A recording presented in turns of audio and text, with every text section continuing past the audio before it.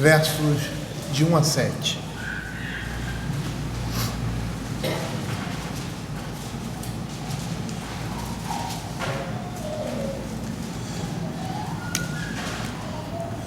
Diz assim a palavra do Senhor: ao anjo da igreja em Sardes escreve: estas coisas diz aquele que tem os 7 Espíritos de Deus e as 7 estrelas.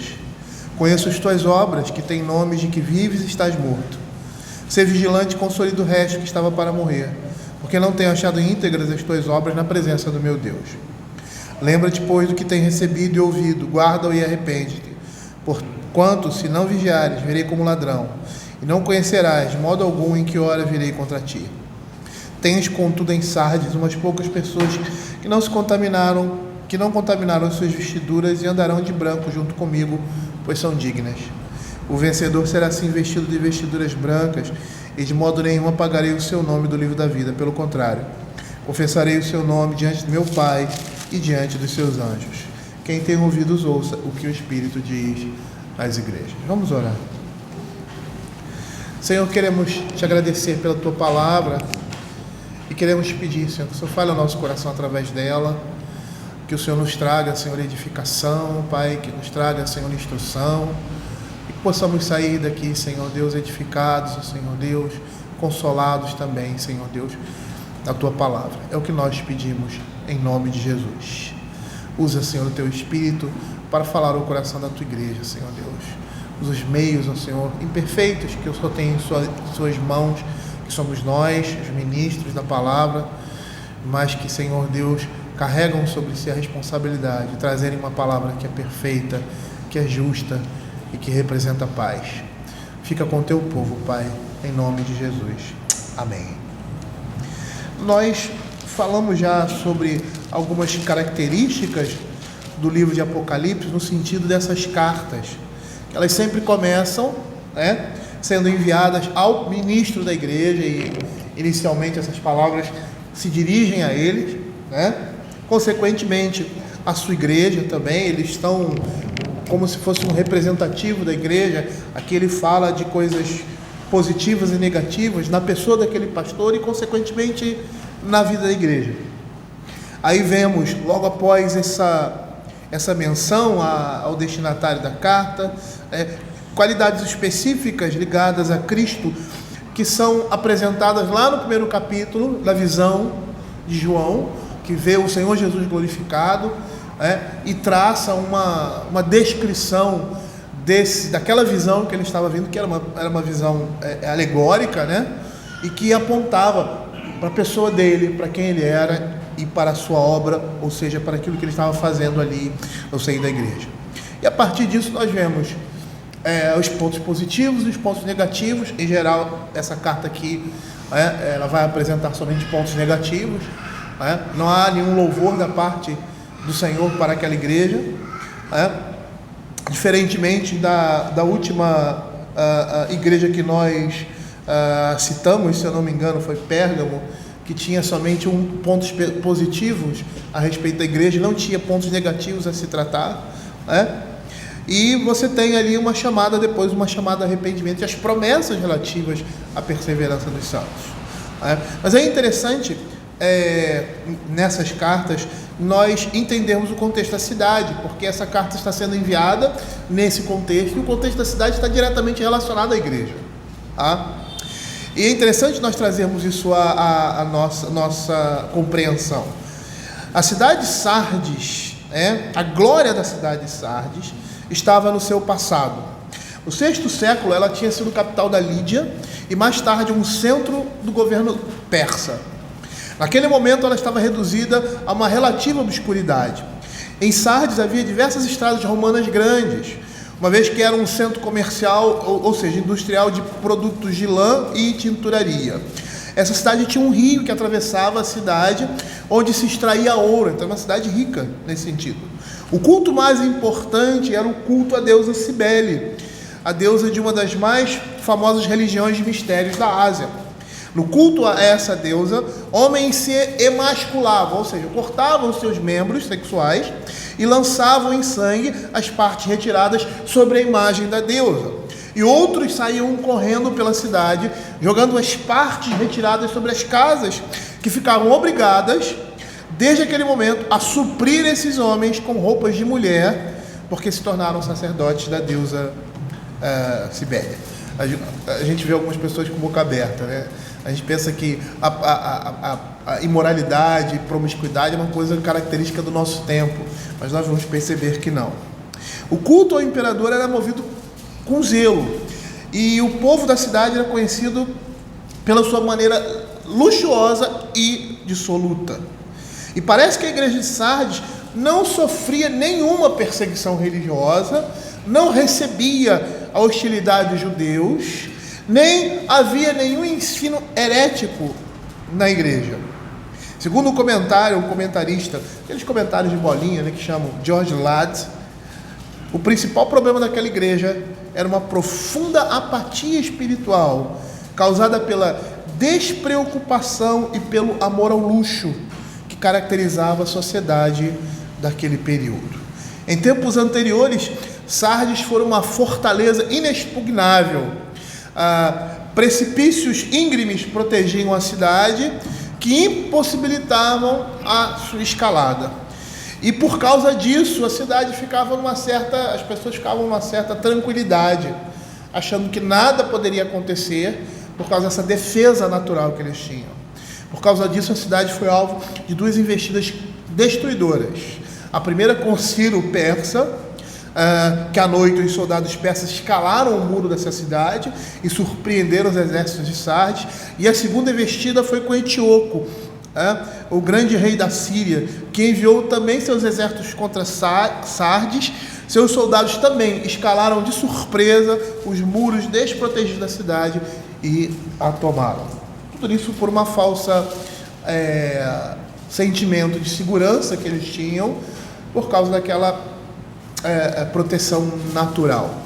E aí eles deixaram de vigiar, foram confiantes demais, e por causa disso a cidade foi subvertida, conquistada duas vezes em dois momentos ali na história dessa cidade. O verso 1, e agora vamos começar a desenvolver essa carta, expor essa carta com esse pano de fundo que foi apresentado aqui. O verso 1 diz assim: ao anjo da igreja em Sardes escreve: estas coisas diz aquele que tem os 7 Espíritos de Deus e as 7 estrelas. Conheço as tuas obras, que tem nome de que vives e estás morto. E a primeira coisa que nos chama a atenção aqui, é que ele diz: essas coisas diz aquele que tem os 7 Espíritos. 7 Espíritos aqui significa a plenitude do Espírito de Deus. Jesus é aquele que recebe a plenitude do Espírito de Deus e exerce autoridade sobre essas estrelas. Quem são essas estrelas? Os anjos da igreja. São esses que estão recebendo essa carta. É no nome deles que essa carta é enviada. E essa é a imagem que nós temos ali de João, quando ele vê Cristo, sendo revelado a ele ali na ilha de Patmos, e ele tem uma visão do Cristo glorificado.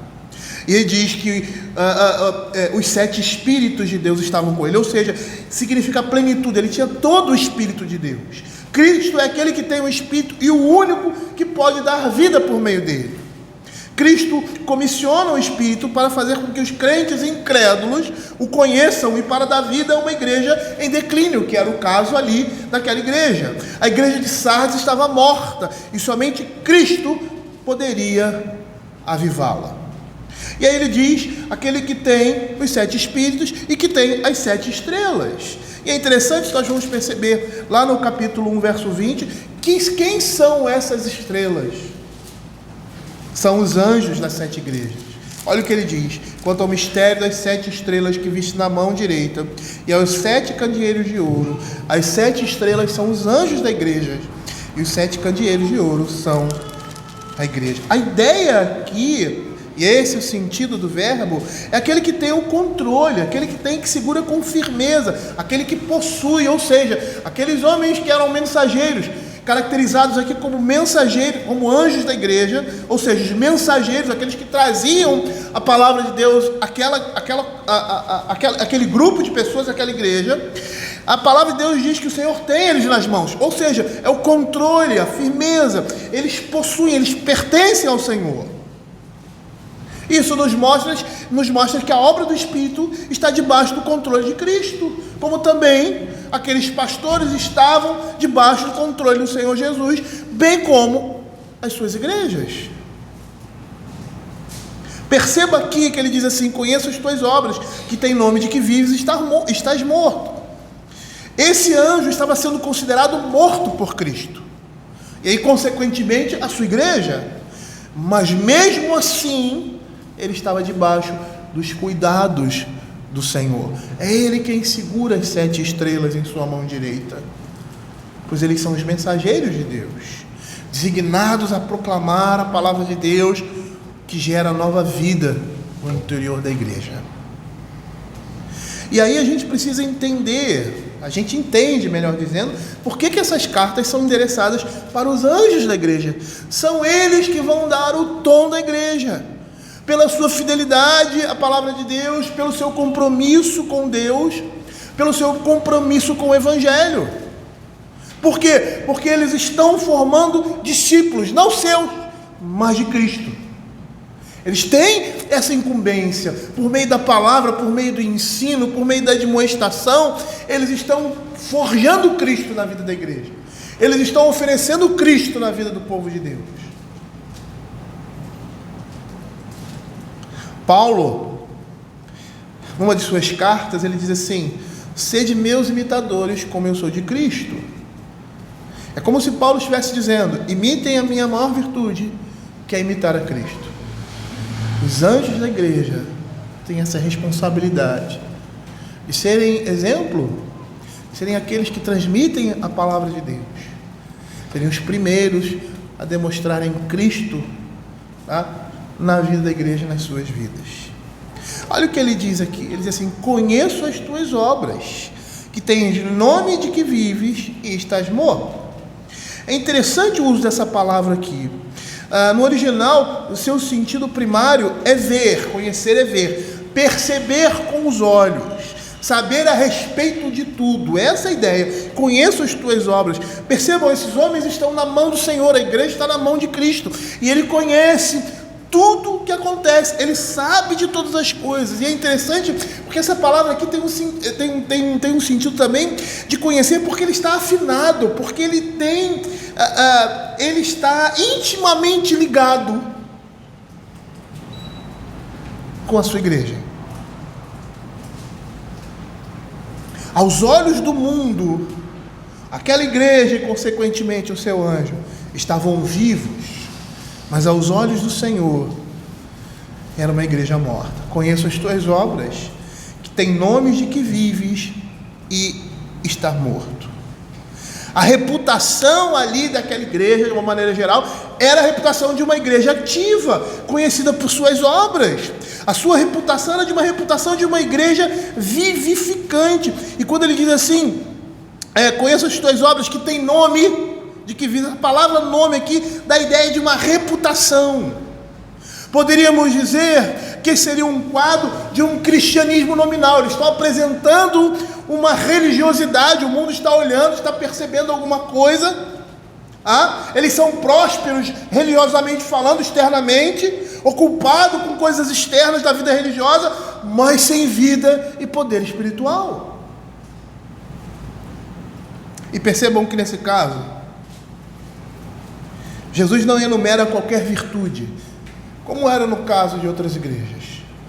Como, por exemplo, em Éfeso, teu labor, a tua perseverança, que não pode suportar homens maus. Ele aqui não enumera.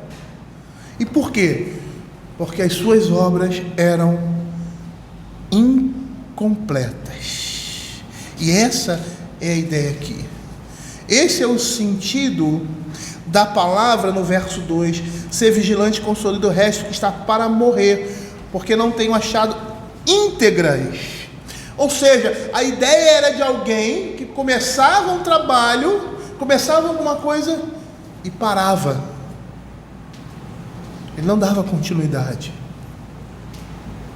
E aí nós podemos dizer que Deus não está interessado em tentativas frias de servir. Ou nós amamos ao Senhor de todo o coração, ou não. E provavelmente a estatura e influência daquela cidade contribuíram para dar àquela igreja uma aparência externa de ser espiritualmente florescente. E se nós formos um pouquinho mais críticos, nós vamos perceber que esse é um quadro muito presente hoje. Uma igreja ativa aos olhos do mundo, até mesmo aos olhos dos seus membros, mas espiritualmente morta. Com essas palavras, Jesus está mostrando que está examinando a condição íntima daquela igreja, descobre uma ausência de fé vibrante que vai resultar numa apatia espiritual. E aí a gente poderia dizer que a igreja de Sardes tinha se rendido ao mundo. Ela não sofria perseguição religiosa que as outras igrejas. Pelo contrário, Sardes era uma cidade próspera, luxuosa e rica, e provavelmente a igreja também. E essa condição deve ter levado a igreja de Sardes a uma situação de tranquilidade. E o pior que pode ocorrer na vida de um crente é essa sensação, deixando de ficar atento com as armadilhas do nosso coração, com o mundo e com o nosso inimigo. O Senhor Jesus, na narrativa de Mateus, lá nos capítulos 24 e 25, ele vai chamar a atenção da igreja para que ela esteja sempre alerta, por meio das parábolas do servo vigilante, dos talentos e de outras parábolas que mostravam, que apontavam para a segunda vida de Cristo. E aquela igreja parece que, ao invés de influenciar, deixou ser influenciada, foi moldada pela cultura circundante e pelo paganismo. Eram crentes nominais, viviam na igreja, mas os seus corações estavam no mundo. E o que mais nós temos visto por aí são igrejas assim, e pastores que estão ensinando seus membros a serem crentes nominais. E cada dia mais, muitos desses se parecem com o mundo, e têm práticas de denominações pagãs. E nós vamos perceber que muitas dessas igrejas têm as mesmas práticas que essas denominações, que as nossas famílias muitas vezes são um exemplo vivo das famílias do mundo. Não são diferentes das famílias do mundo. O nosso linguajar, o linguajar dessas pessoas, os desejos, as aspirações são os mesmos que o mundo apresenta. Não há diferença entre o crente e o incrédulo. E aí, essas igrejas e essas pessoas, nós levamos uma vida cristã com o aspecto de uma vida social, levando a nossa religião como o mundo leva. A vida em família, os modelos familiares sendo semelhantes ao que temos visto na igreja. E aí percebemos que não há um compromisso com o Senhor de mudarmos de vida, de nos confrontar com a palavra e nos conformar a ela. Muitas das vezes, eu uso essa expressão, nós somos crentes católicos. O que são crentes católicos? É uma expressão que eu cunhei, porque no meu tempo de jovem, adolescente, as pessoas no nosso país diziam que eram católicas. Qual é a sua religião? Sou católico. Aí iam à missa uma vez no domingo, só a parte da manhã, se diziam católicos. E aí saíam da missa e viviam como se não fossem católicos. Viviam da forma como eles queriam viver. Eram somente católicos nominais. E hoje esse mal chegou aos crentes. Estamos semelhantes a esses que vão à igreja, prestam seu culto, vão embora e acabou, não existe nenhuma influência na vida particular. As reuniões que nós fazemos se tornam sem propósito, viram um fim em si mesmo. A palavra de Deus não é pregada somente por vezes por pretexto, e esse é um quadro de um cristianismo nominal, externo, sem vida, sem propósito, cansativo. E Sardes, que deveria ser um candeeiro, uma luz, deveria se arrepender se não fosse assim e mudar, ou então seria, como a palavra de Deus diz, removida do seu lugar. A aparência daquela igreja aos olhos dos homens mostrava uma coisa, aos olhos de Deus era outra, completamente diferente. E aí a gente chega a uma conclusão, né? Como é que podemos dizer que uma igreja é viva quando a palavra de Deus não é pregada de forma fiel, é pregada de forma distorcida, quando seus membros são mundanos, quando os crentes não amam ouvir a palavra, não aproveitam a oportunidade de aprender mais do Senhor no dia reservado para isso? Porque durante a semana nós estamos envolvidos com outras coisas, mas não tem prazer nas coisas do Senhor. Isso demonstra um cristianismo nominal. E aí ele diz assim: você tem nome, a sua reputação é de que você é uma igreja vibrante, mas você está morto. E ele diz assim: ser vigilante e consolida o resto que estava para morrer, porque não tenho achado íntegras as tuas obras na presença do meu Deus. E a ideia aqui é tomar um cuidado para que, por causa da negligência ou indolência, nenhuma calamidade destrutiva pegasse aquele homem ou aquela igreja de surpresa. A palavra aqui consolida tem um sentido de fortificar, ou seja, colocar a salvo, fortalecer as coisas e as pessoas fiéis na igreja. Era isso que ele deveria fazer, mostrando o seu arrependimento. Parece que ali naquela igreja havia um restinho de vida que poderia ser avivado. E se o avivamento não viesse, esse pequeno grupo também seria vítima dessa morte espiritual que a igreja como um todo estava vivendo.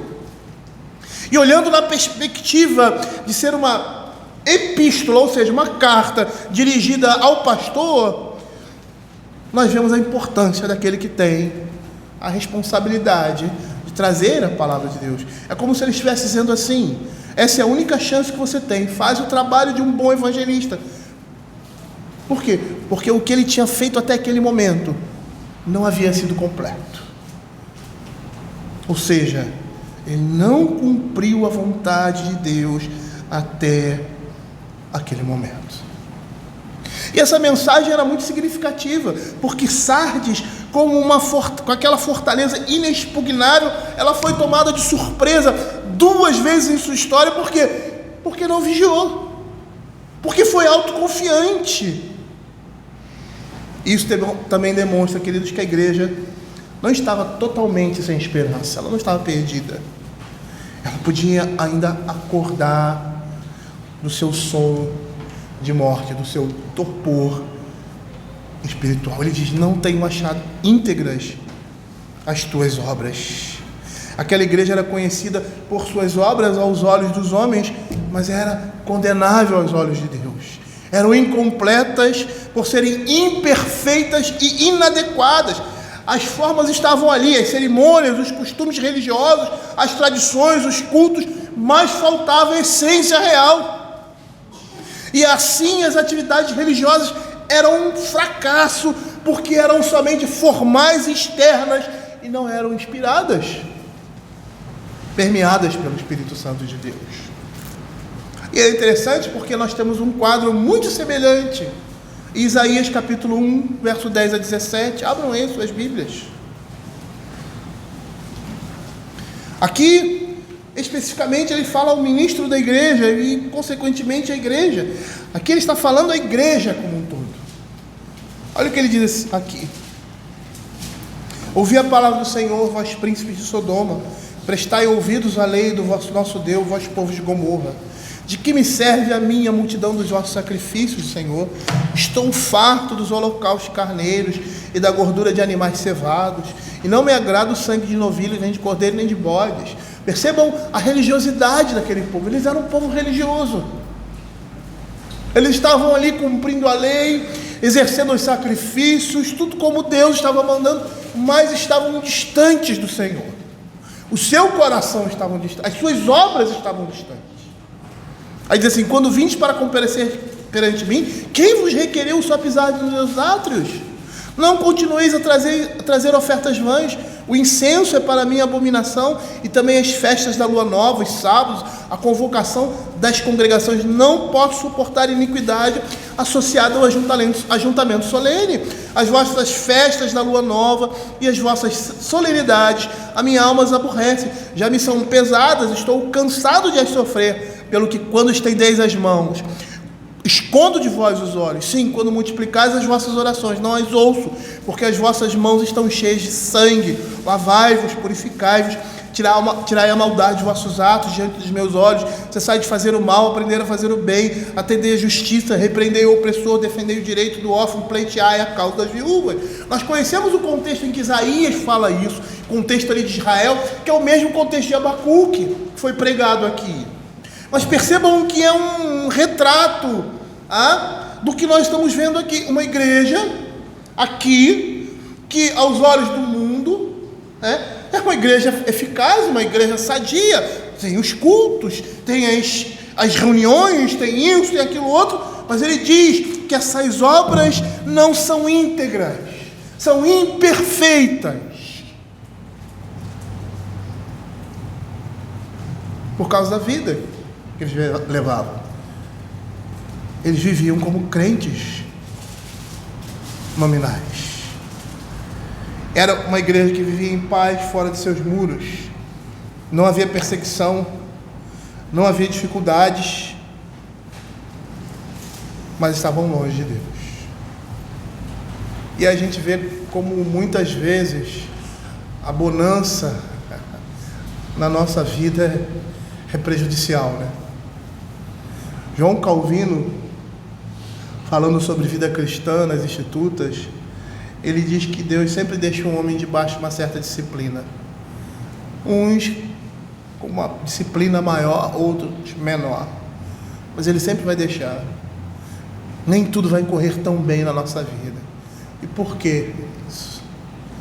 Por causa do nosso coração. Porque a primeira coisa que nós fazemos é nos afastar do Senhor, é nos esquecer dele. Foi isso que Moisés relata ao povo lá em Deuteronômio capítulo 8. Mas, quando vocês estiverem na terra prometida, quando vocês estiverem em abundância de tudo, não esqueçam que vocês estão nessa condição por causa do Senhor. Não vão dizer, foi o meu braço, foi a minha condição. Ali estava sendo profetizado. Por quê? Porque todas as vezes que nós estamos numa situação como essa, nós nos esquecemos do Senhor. E parece que a igreja aqui, ela vivia uma certa facilidade, uma certa tranquilidade. E por causa dessa falta de perseguição, falta de dificuldade, ela se torna completamente indiferente com relação ao Senhor. Aqui nós temos um exemplo perfeito de um cristianismo puramente nominal, que se destaca aos olhos dos homens, os aspectos formais e externos, mas é um fracasso completo diante do Senhor. É um fracasso completo diante do Senhor. E aí, olhando o contexto ali das igrejas da Ásia, como uma igreja naquele tempo poderia não sofrer perseguição, enquanto outras igrejas em diferentes localidades, não tão distantes, sofriam perseguição por causa do Evangelho. Pode ser uma pergunta, para nós também. Será? E aqui a gente sabe a resposta. Mas na nossa vida, às vezes a gente não tem oposição em lugar nenhum. Não estou dizendo que nós somos masoquistas ou queremos sofrer por causa disso. Mas será também que essa oposição às vezes não existe porque estamos deixando de dar um testemunho vivo do Evangelho? Porque às vezes estamos nos calando diante de determinadas situações?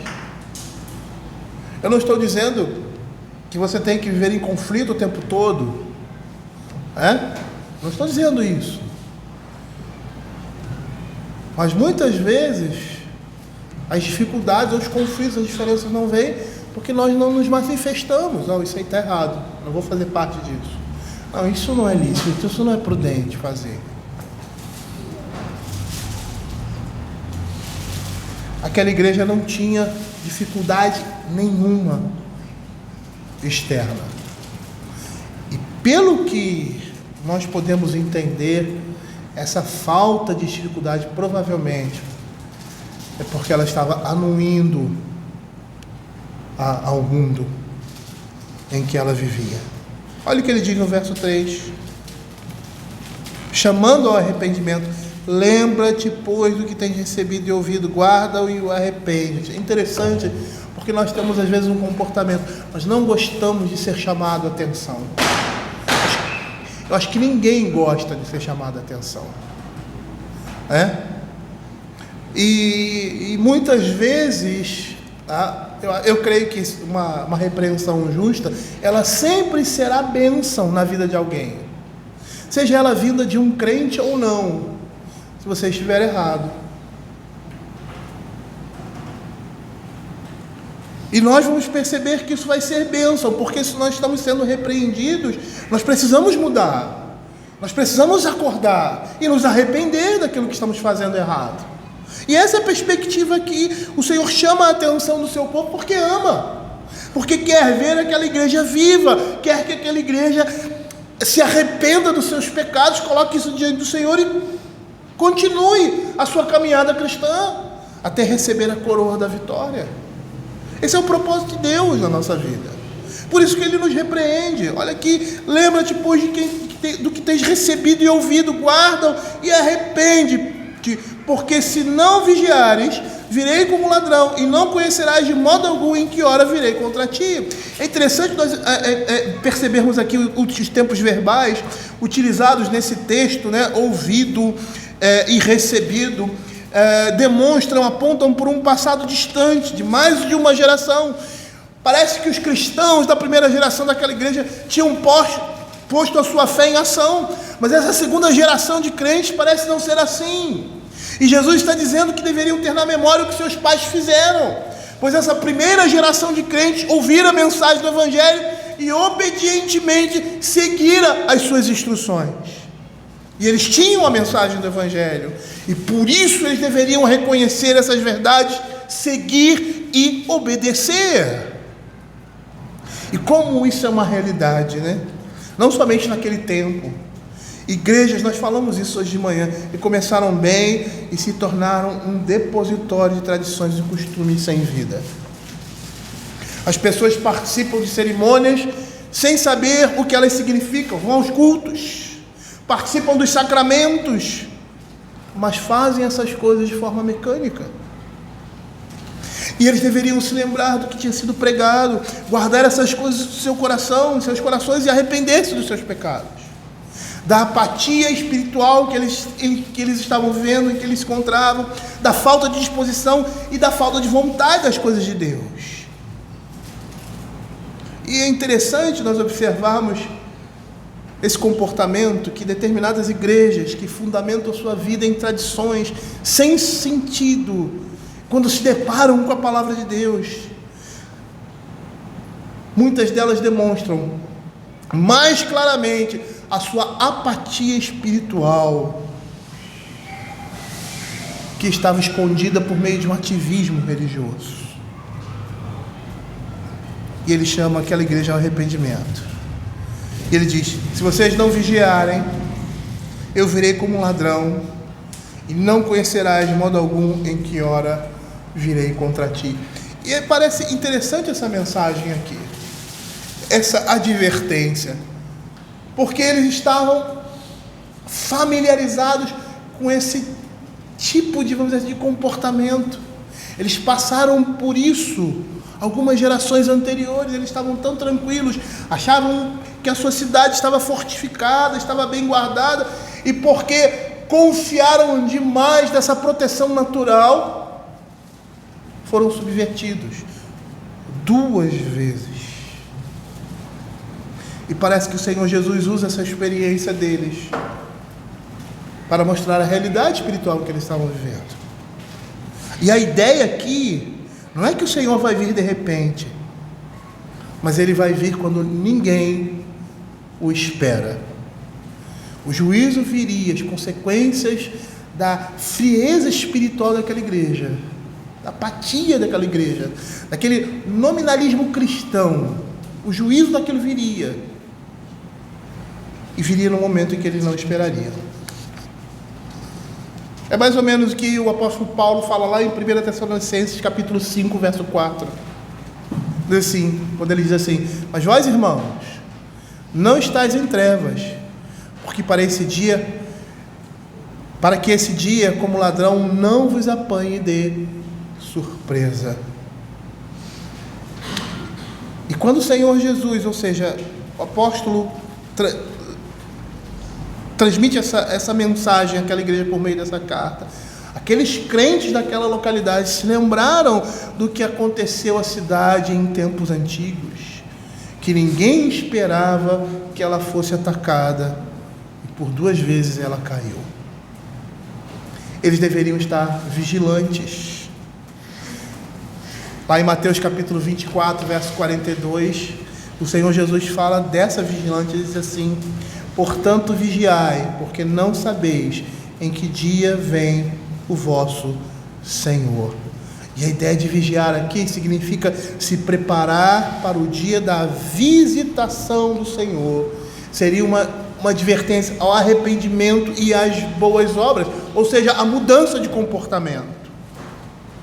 Lá em Mateus capítulo 24, verso 45, 46, a palavra do Senhor diz assim: quem é, pois, o servo fiel e prudente, a quem o Senhor confiou os seus conservos, para dar-lhes o sustento a seu tempo? Bem-aventurado aquele servo a quem seu Senhor, quando vier, achar fazendo assim.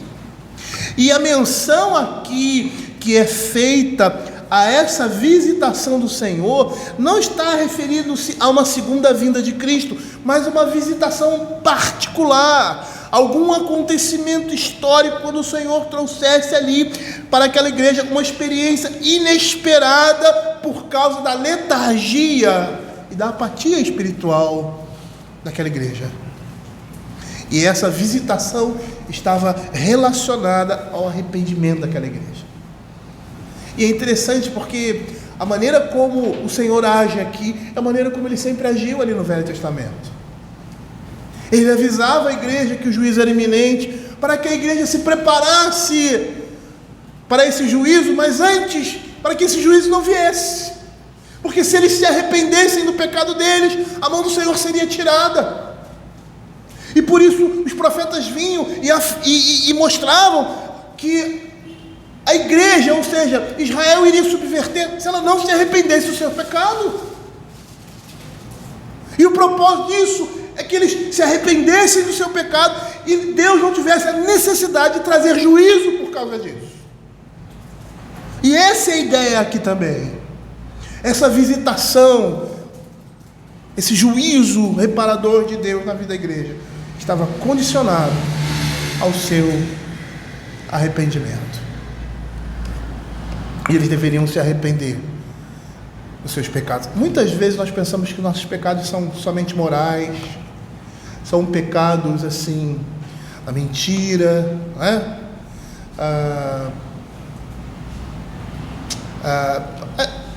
A falta de fé estaria relacionada a isso, mas há pecados assim que nós cometemos, a violação do dia do Senhor. E aqui 2 vezes nós somos chamados a atenção para mostrar que a frieza espiritual, o cansaço espiritual, a mornidão espiritual é pecado do mesmo jeito que outros pecados diante do Senhor. E nós somos chamados a tratar isso no nosso coração, não como nós falamos hoje de manhã, que no 2º século e na década de 60, com o movimento pentecostal, a igreja percebeu: nós estamos frios, nós vamos arrefecer a igreja, ou melhor, vamos esquentar a igreja está fria. E aí técnicas e jeitos, ações humanas, não é por meio dessas coisas que a igreja vai se tornar uma igreja vibrante, mas é pura e simplesmente por meio da palavra, da confissão, da mudança de vida, da mudança de mente, da transformação por meio da palavra de Deus. É dessa forma que o nosso coração se aquece, que a igreja se torna uma igreja uma igreja vibrante, uma igreja alegre, é quando nós nos voltamos para o Senhor e exercitamos a nossa vida cristã no nosso dia a dia, tendo o culto a Deus como ápice desse cristianismo, dessa vida cristã. E aí ele diz assim no verso 4: tem contudo em Sardes umas poucas pessoas que não contaminaram as suas vestiduras e andarão de branco junto comigo, porque são dignas. Percebam aí a situação em que aquela igreja se encontra, um torpor espiritual, mas que não tinha atingido a todos. Havia algumas pessoas que permaneciam leais a Cristo, e literalmente aqui seriam poucos nomes, dando a ideia de que o Senhor conhece os seus seguidores fiéis individual e nominalmente. Essa é a ideia aqui, umas poucas pessoas. Ele fala que essas pessoas não contaminaram as suas vestes, significa que eles não tinham se deixado influenciar pela cultura secular dos seus dias. E a roupa na Escritura é símbolo de uma conduta espiritual e um estilo de vida. E aqueles poucos crentes não tinham se manchados pelo adultério, idolatria, não tinham se comprometido com o mundo, tinham um comportamento e estilo de vida fora de moda em relação à cultura secular. E Paulo vai nos dizer isso, que essa é uma das coisas essenciais na vida cristã. Quando lá ele fala sobre o culto que é racional, e aí no verso 2 ele diz assim: não vos conformeis com esse século, mas transformai-vos pela renovação da vossa mente, para que experimenteis qual seja a boa, agradável e perfeita vontade de Deus. Nós, como crentes, sofremos constantemente o perigo de anuirmos ao mundo e nem percebermos. E o que vai fazer diferença é sempre estarmos avaliando as nossas vidas e a nossa prática de conformidade com a palavra. Como Paulo diz, transformando a nossa mente, renovando-a por meio da palavra de Deus. Eles andarão comigo. E andar tem um sentido de ter o mesmo comportamento, regular a própria vida de uma determinada forma. Ele diz que esse andar seria digno, essas pessoas seriam dignas por causa desse andar, ou seja, apropriadas, condizentes com a sua situação, e por isso elas vão andar com Cristo. Essas pessoas foram santificadas pelo Senhor e caminham em sua integridade, pela graça e pela misericórdia de Deus, num mundo mau e pecaminoso como o nosso.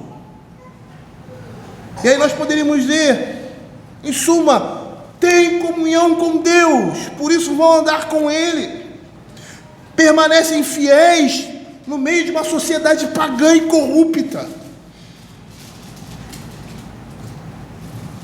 E aí ele vai dizer: o vencedor será vestido de vestiduras brancas. É interessante, porque o vencedor aqui é aquele que se arrepende, é aquele que consegue perceber a sua situação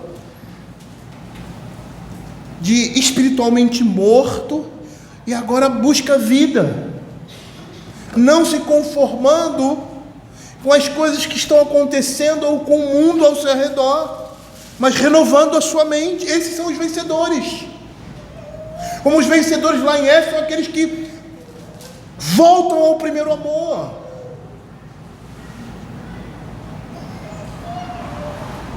Ele diz assim: o vencedor será assim vestido de vestiduras brancas, e de modo nenhum apagarei o seu nome do livro da vida. E a ideia aqui é que esses seguidores de Cristo andarão com Ele, serão vestidos de roupas brancas, ou seja, isso representa pureza e santidade. São as roupas que são a cobertura que o Senhor lhes confere como um manto de justiça. Por isso que o apóstolo Paulo em Efésios diz que nós devemos nos revestir de Cristo. E revestir tem essa ideia de colocar uma veste. Olha o que Isaías 61, verso 10 diz. Ele diz assim: regozijar-me-ei muito no Senhor, a minha alma se alegra no meu Deus, porque me cobriu de vestes de salvação e me envolveu com um manto de justiça, como uma noiva que se enfeita com as suas joias. São essas as vestimentas que estão sendo nos dadas aqui, o símbolo da vitória contra o pecado. E ele diz assim: de modo nenhum apagarei o seu nome do livro da vida. E aí uma pessoa pode dizer assim: então a gente pode apagar o livro, é o livro da vida. Lógico que isso aqui é uma forma de se falar, uma linguagem, porque a salvação é em Deus. Então quem é salvo, quem é escrito no livro da vida, jamais pode ser apagado. Mas a ideia aqui é fazendo a comparação com o registro civil daquelas cidades. Aquelas cidades tinham um registro civil. O nome dos cidadãos daquela cidade que viviam naquela cidade, eles tinham um registro lá civil. Eu não sei se isso existe hoje, mas isso é muito comum no passado. As pessoas daquela cidade eram escritas num livro. E o que acontecia? Quando esses cidadãos morriam, o nome dela era retirado daquele livro. A ideia aqui é que aqueles que foram escritos no livro da vida jamais serão apagados, assegurando a esses que estão salvos e seguros na mão do Senhor, aqueles que professam o nome de Cristo, mas que o estilo de vida falha em endossar a sua profissão, jamais tiveram seus nomes escritos no livro da vida. E a ideia aqui em falar dessa forma é para mostrar que eles estavam seguros nas mãos do Senhor. E ele diz assim: pelo contrário, confessarei o seu nome diante de meu Pai e diante dos seus anjos. Por que ele diz isso? Porque uma profissão de fé verdadeira é uma confissão. Aquela igreja demonstrava uma profissão de fé dúbia, falsa. E eles, com as suas vidas, eles estavam negando a Cristo. Ou melhor, eles não estavam confessando a Cristo diante dos homens. Por isso ele diz: pelo contrário, confessarei o seu nome diante do meu Pai e diante dos seus anjos. Esses poucos fiéis ali na igreja, eles seriam reconhecidos pelo Senhor. Estes contarão com a confissão do Senhor da igreja diante de Deus e dos homens, que eles são do Senhor, que eles são possessão sua. E aqui nós temos um eco da promessa do Senhor aos seus discípulos, lá em Mateus capítulo 10, 32. Portanto, daquele que me confessar diante dos homens, também eu confessarei diante do meu Pai que está no céu. E muitas vezes nós pensamos que essa confissão é uma confissão verbal. É a ideia também de uma confissão verbal, mas é uma confissão de vida. É uma profissão de fé.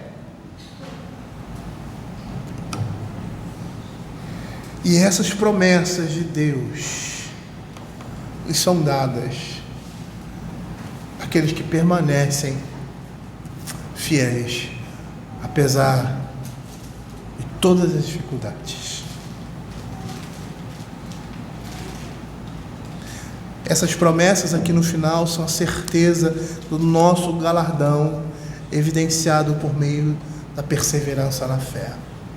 Quando nós olhamos essa epístola, ou seja, essa pequena carta, no contexto de toda a vivência ali da igreja ali em Apocalipse, uma igreja perseguida, uma igreja que estava sofrendo, muitos estavam morrendo, eles olhavam e parecia que era o final dos tempos, ao final dos tempos para a igreja, por causa da perseguição.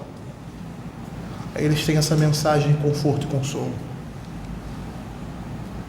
que mesmo que eles morressem, como muitos morreram aqui, eles eram vencedores, e eles estavam antevendo aquilo que o Senhor ia fazer. Porque se você andar um pouquinho mais adiante, você vai ver a destruição da Babilônia e a vida do nosso Senhor e Salvador Jesus Cristo, trazendo triunfo e glória sobre a sua igreja. E isso era um conforto para aqueles irmãos, saberem que apesar da dificuldade, perseguições e dos problemas que eles estavam vivenciando por causa do Evangelho, e muitos estavam morrendo, eles teriam a certeza de que eles estariam com Cristo, e mais, de que o Senhor iria voltar, iria trazer justiça e juízo sobre esse mundo. Quando você vê em Apocalipse quanto aos assassinos, e a gente pensa que seria, o texto se refere a toda pessoa que mata uma outra pessoa. Não. No livro de Provérbios diz quanto aos assassinos, aos covardes, a parte que eles cabem. Assassinos ali são aqueles que, no contexto de Apocalipse, mataram os crentes por causa do Evangelho. E o juízo de Deus vem, e a igreja aguarda. Por isso que você tem aquele quadro, aqueles santos diante do altar: Senhor, até quando o Senhor não vinga o sangue do teu povo?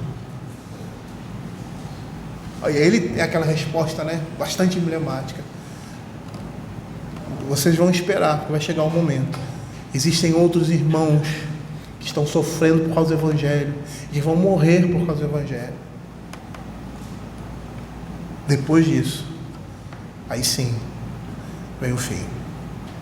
E aí o final ele diz assim: quem tem ouvidos para ouvir, ouça o que o Espírito diz às igrejas. O final dessas epístolas, ou seja, dessas cartas, pequenas cartas, todas terminam assim. Por quê? Porque é uma advertência para aqueles que podem ouvir e obedecer. A primeira expressão aponta para a capacidade de uma pessoa ouvir e uma disposição de dar atenção ao que está sendo dito. Eles deveriam prestar atenção. É como se você estivesse aqui pregando e uma pessoa estivesse conversando e não prestando atenção na pregação. Eles deviam estar com ouvidos atentos e estarem com os seus olhares e seus corações atentos ali. E a segunda expressão, o que tem ouvidos ouça o que o Espírito diz às igrejas, representa uma ordem para ouvir atenta e obedientemente as palavras do Espírito Santo. Ou seja, ele deveria ouvir e deveria obedecer aquilo que estava sendo dito. E uma repetição como esta, nós vemos aqui, nos diz que nós devemos prestar bastante atenção nas advertências dadas a fim de obedecer essas advertências, para não sermos pegos de surpresa. Aqui no capítulo 3, Jesus está reprovando aqueles que vivem um cristianismo nominal, porque nós somos chamados para viver o Evangelho em nossas vidas de forma verdadeira. É uma profissão, é um estilo de vida. Perceber que a verdade do Evangelho não é apenas a aceitação de uma verdade, de uma doutrina, mas é o viver essa doutrina. Essa doutrina, esse ensino, essa fé, ela deve gerar uma prática de vida, como nós vemos ali em Provérbios. Porque pelos frutos nós vamos conhecer. Você conhece um crente pelo modo como ele vive, como ele constrói a sua vida. E o verdadeiro cristianismo se expressa dessa forma. Não é um assentimento pura e simplesmente da verdade. É um entendimento da verdade que vai gerar uma vida santa. Eu gostaria de terminar com Mateus capítulo 7, verso 24. Abra aí Mateus capítulo 7, verso 24. E seguintes, né? O final ali do Sermão do Monte. Depois que o Senhor dá todas as instruções para a igreja, né? Ele mostra como deve ser a oração. Fala sobre os dois fundamentos, afinal aqui fala sobre os dois fundamentos, as duas estradas, os falsos profetas, como se deve orar, os dois senhores ansiosos e solicitude pela vida. Ele fala das bem-aventuranças, daquilo que caracteriza o crente. E aí o final, ele vai dizer que está apresentando aí um fundamento, é como se ele estivesse apresentando dois fundamentos, baseado num só, é lógico. Aqueles que ouvem a palavra de Deus e a praticam, e aqueles que ouvem a palavra de Deus e não a praticam. E nessa primeira parte, ele diz assim: todo aquele, pois, que ouve essas minhas palavras e as pratica, será comparado a um homem prudente que edificou a sua casa sobre a rocha. Caiu a chuva, transbordaram os rios, sopraram os ventos e deram com ímpeto contra aquela casa que não caiu, porque foi edificada sobre a rocha. Percebam aqui uma coisa muito interessante. A tempestade chega para os dois. A tempestade chega para os dois. E alguns comentaristas dizem que o final aqui do Sermão do Monte não está se referindo apenas a uma situação particular que muitas vezes nós vivenciamos, porque a tempestade chega para todos. Mas como nós vamos lidar com isso? Você tem aquele que constrói a sua vida sobre um fundamento que é a rocha, que é Cristo. Debaixo desses princípios, dessas verdades que são apresentadas na Sagrada Escritura. E aí, quando vierem essas tempestades, porque virão na vida do crente, e na vida do crente que teme ao Senhor, esses infortúnios, o pecado, as vergonhas,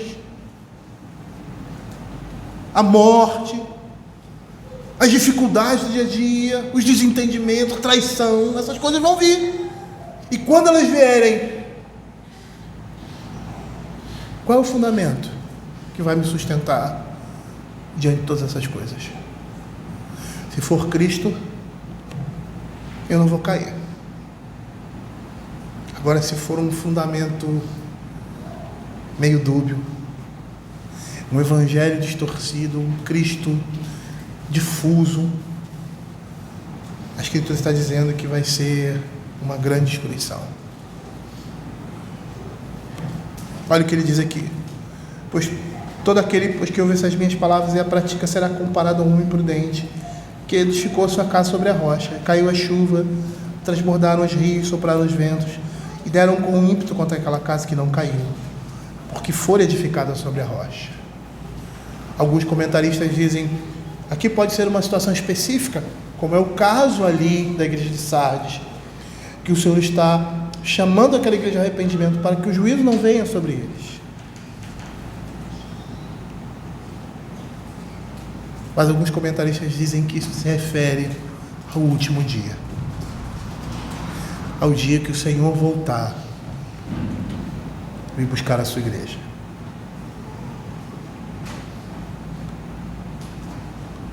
O fundamento é Cristo, que é apresentado na sua palavra. Nós, como a igreja de Sardes, podemos errar, e vamos errar nesse processo. E o que vai fazer a diferença é ter os ouvidos atentos para ouvir o que o Espírito está dizendo à igreja. E qual é o objetivo disso? Ouvir e obedecer. Aqui em Apocalipse está chamando a igreja ao arrependimento, a responsabilidade de não ser uma igreja, um crente nominal, mas um crente fervoroso, que ame ao Senhor verdadeiramente e não trate, não tenha uma relação puramente religiosa. E quando eu falo religiosa, porque fica somente nesse âmbito, não ultrapassa. É uma coisa puramente externa, pura e simplesmente externa. Não toca a vida e o coração do homem, mas somente aquilo que é externo. Não que a religião seja ruim ou que a religião não tenha esse fruto. Não, a verdadeira religião tem esse fruto, porque ela está centrada em Cristo, nas suas verdades, na sua palavra. Mas muitas vezes nós nos tornamos somente religiosos, ou seja, externamente religiosos, o nosso coração está distante do Senhor. E quando as coisas são assim, nós temos que nos arrepender do nosso pecado e buscar essa devoção em Cristo e na sua palavra. E é por isso que ele diz: quem tem ouvidos para ouvir, ouça. É como se ele estivesse dizendo assim: ouça, se prepare, confesse seu pecado, Volte atrás, se arrependa e caminhe para a vida eterna.